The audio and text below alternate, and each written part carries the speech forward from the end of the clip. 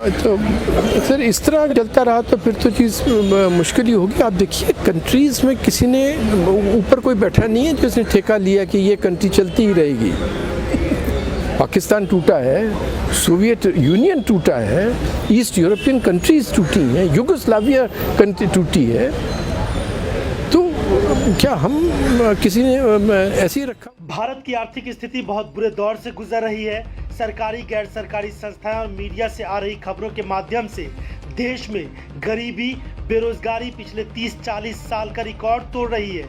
Reserve bank से लेकर सरकारी संस्थाओं के पैसों को सरकार खर्च कर रही है, फिर भी हालात संभल नहीं रहे हैं। ऐसे में देश के बुद्धिजीवी वर्ग में खलबली मची है। मोदी सरकार के राज में देश के बिगड़े आर्थिक हालात पर भारत वॉइस ने अरुण शौरी से बात की। अरुण शौरी प्रसिद्ध पत्रकार, लेखक, बुद्धिजीवी और राजनेता के रूप में पहचाने जाते हैं। Indian express, times of India जैसे अखबारों के संपादक के साथ ही वे विश्व बैंक में अर्थशास्त्री के रूप में अपनी सेवाएं दे चुके हैं। भारत के योजना आयोग में सलाहकार के साथ केंद्र सरकार में मंत्री भी रह चुके हैं। भारत वॉइस ने देश के आर्थिक बदहाली पर उनसे विस्तार से बात की। उनकी राय देश को जानना इस वक्त बेहद जरूरी है। स्वागत है आपका भारत वॉइस में। हमारे साथ अरुण शौरी जी हैं, हमसे बात करते हैं। सर, जो पूरी इकोनॉमी है इस देश की, उसको आप किस तरह से अभी एक्सप्लेन करेंगे आज के हालात में? So the economy is being run really like a private enterprise for a few individuals. उनके 5, 6, 10 दोस्त, उनके लिए इकोनॉमी रन की जा रही है और उसी से आपका, और जो वही फ्रॉडस्टर्स थे उन्होंने ही कितने, देखिए INLFS में 1 लाख करोड़ लेकर लोग भाग गए हैं। अच्छा, उनके किसी डायरेक्टर को, किसी नुमाइंदे को, किसी अफसर को पकड़ा गया? नहीं। क्यों नहीं?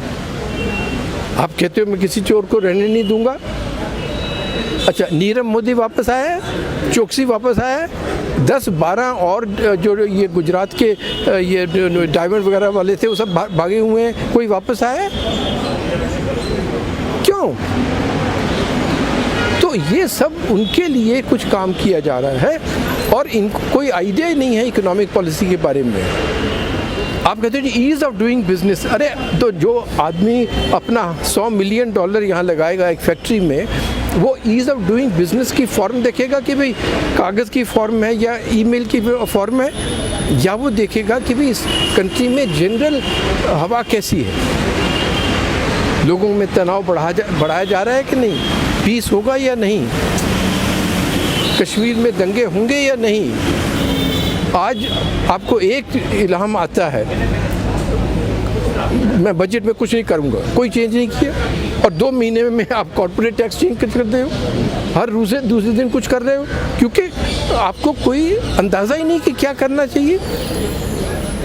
सो there is no economic policy, और इसीलिए फार्मर्स के इंटरेस्ट, इरिगेशन वर्क्स के, क्लाइमेट चेंज के, किसी चीज़ पर भी कुछ काम नहीं हो रहा।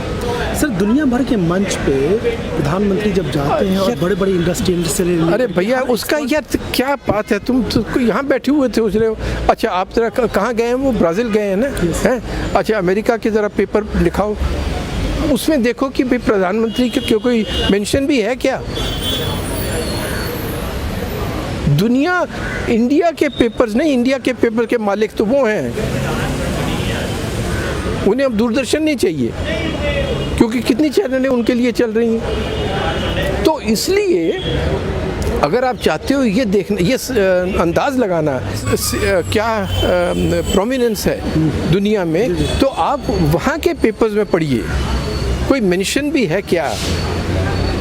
और जो फॉरेन इन्वेस्टर है वो यहाँ आकर इन्वेस्ट करेगा ये देखता हुआ कि जो इंडियन इन्वेस्टर है वो भाग रहा है। तो वो देखिए, यही नहीं कि उनकी फ़ोटो यहाँ आपके द्वारा छपाई जाती है या उनकी जो जफ्फी डालना आप दिखाते हो और उससे पता लगता है कि भी ये बहुत उनके दोस्त हैं। आरबीआई का पैसा, एलआईसी का पैसा और बहुत सारी जो सरकारी संस्थाएं जिसको इमेजिनेशन नहीं कर सकते लोग कि वहाँ के पैसे भी निकाले जा सकते हैं, Provident Fund। उसको भी सरकार जस्टिफाई कर रही है। ये तो आप कैसे देखते हैं सर? ये तो बिल्कुल जस्ट कि मिसमैनेजमेंट। वो जैसे रिजर्व बैंक के जो पैसे हैं वो एक डिफ़िकल्ट पीरियड्स के लिए होते हैं, जैसे कि 2008 में फाइनेंशियल कोलैप्स हुआ, क्योंकि कि हम क्यों बचे रह गए, क्योंकि डॉक्टर रेड्डी, विमल जलान वगैरह उन्होंने पहले वो चीज़ें होने नहीं दी थी। और अब आप वहाँ से पैसे निकाल लो, LIC को भी इनमें इन्वेस्ट कर दो, उनमें इन्वेस्ट कर दो। अच्छा, एक कंपनी डूब गई, पब्लिक सेक्टर डूब गई, दूसरी कंपनी को कह दो कि भाई आप खरीद लो। Gujarat petroleum exploration corporation, Narendra Modi साहब मुझे बहुत हुआ करते कहते कि मेरे एक ही स्टेट हूँ जो कि पेट्रोलियम एक्सप्लोरेशन कर रही है, उसमें ये CAG ने कहा है कि भाई 23,000 करोड़ खर्च हो गए, एक टीस्पून तेल का नहीं मिला, है ना, ये CAG ने कहा। तो अब कहाँ है वो Gujarat state petroleum corporation? ONGC को कहा गया कि आप इसको खरीदो, तो बेचारी ONGC ने खरीद लिया और गुजरात गवर्नमेंट की बजट में वो डिसइन्वेस्टमेंट आ गई। तो ये हो रहा है और आप देखिए इतनी जाहिर चीज़ नहीं देख रहे, हमें तो ताज्जुब होता है भैया। राफेल पे मतलब अब क्या होगा, अब इस पूरे मामले में क्या हो सकता है, क्योंकि एक पॉलिटिकल कहा जा रहा है कि एक दबाव बनेगा सरकार पे। नहीं, वो तो सर वो पॉलिटिक्स की बात नहीं हम कर रहे हैं, ये हम लॉ की बात कर रहे हैं, तो लॉ में देखेंगे क्या उसमें क्या हो सकता है सर। नहीं, पहले तो CBI को देखते हैं कि CBI क्या करती है, फिर देखेंगे आगे। तो क्या आपको लगता है कि CBI या गवर्नमेंट की तरफ कोई ऐसा इनिशिएटिव हो सकता है? अगर नहीं करेंगे तो फिर तो और भी फिर अगला कदम जाहिर हो जाता है। जी, पहले उनको देखे तो सही वो करते क्या है। नहीं तो राफेल में सर पहले दिन से लेकर के और आज तक जो कुछ भी हुआ है उसमें बहुत सारे डाउट्स तो हैं ही, और उन तमाम डाउट्स पे कोई भी एक्शन गवर्नमेंट की तरफ से दिख नहीं रहा है। तो जुडिशरी की तरफ से एक चीज़ मेरे दोस्त, मैं 40 साल से इंडिया में ऐसी चीज़ों पर काम कर रहा हूँ। भागलपुर ब्लाइंडिंग अरुण सिन्हा ने रिवील की, कोई प्रोसिक्यूट हुआ उसमें? अंडर ट्रायल्स में हमारी सीरीज़ के कारण 9 महीने तक हमारी सीरीज़ चली, उससे 40,000 लोग रिहा हुए, मगर कोई प्रोसिक्यूट हुआ क्या है?